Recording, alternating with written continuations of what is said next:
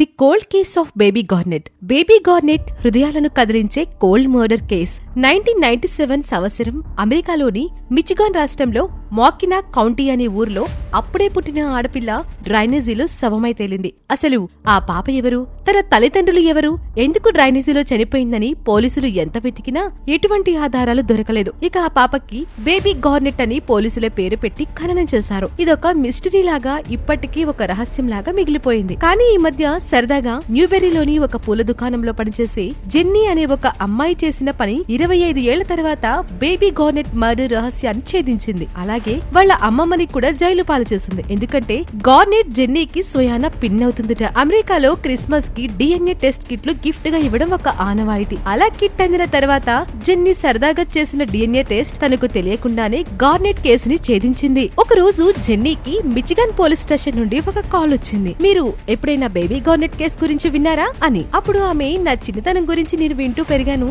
అని బదులిచ్చింది. అప్పుడు డిటెక్టివ్ మీ DNA garnet DNA కి మ్యాచ్ అయిందని చెప్పగానే ఆమె ఆశ్చర్యపోయింది. ఆ కాల్ ఎవరైనా తనని ఆట పట్టించడానికి చేస్తుంటారని తాను పట్టించుకోకుండా తన పని తాను చేసుకునేది. ఇక వారం తర్వాత జెన్నీ పనిలో ఉన్నప్పుడు ఆమె తల్లి నుండి కాల్ వచ్చింది, త్వరగా ఇంటికి రమ్మని. ఇంట్లో పోలీసులు జెన్నీ తల్లిని విచారిస్తున్నారు. గార్నెట్ ని జెన్నీ వాళ్ల అమ్మమ్మ నాన్సీ చంపిందని కోర్టులో కేసు నడుస్తుండగా నాన్సీ తరపు లాయర్ ఇలా చెప్పారు. నాన్సీ తన ఇంట్లో ఒంటరిగా బాత్ టబ్ లో ప్రసవించింది. అప్పుడు పాప ఊపిరి పీల్చుకోలేక చనిపోయిందిట. నాన్సీ మీద బహిరంగ హత్య, అనుకోకుండా జరిగిన నరహత్య మరియు ఒక వ్యక్తి మరణాన్ని దాచిపెట్టినందుకు ఒక్కొక్కటిగా కోర్టులో అభియోగాలు మోపి కోర్టులో ఇద్దరి వాదనలు విన్న తర్వాత ఆమె మీద నేరం రుజువైతే బహిరంగ హత్యకు జీవిత ఖైదుంటుంది.